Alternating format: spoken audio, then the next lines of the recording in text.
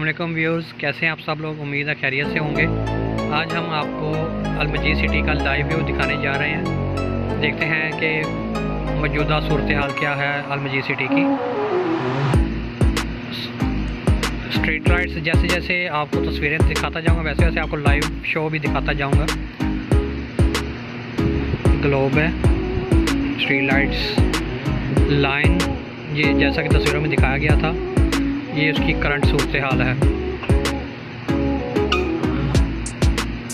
ये हम new bus terminal के बिल्कुल साथ हैं। ये आपको जूम करके भी दिखा रहा हूँ मैं। सामने मेन गेट है, यहाँ से स्टार्ट होता है बी ब्लॉक।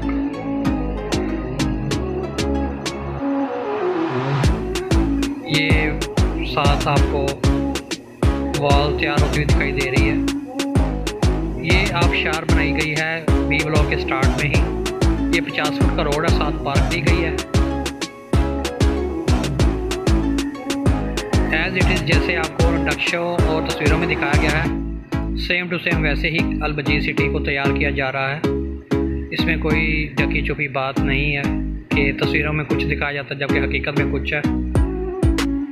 ये बी ब्लॉक की एंट्रेंस है। साथ में आपको मैं भी तस्वीर में दिखाऊंगा कि ये किस तरह की यहाँ पे कटिंग की हुई है।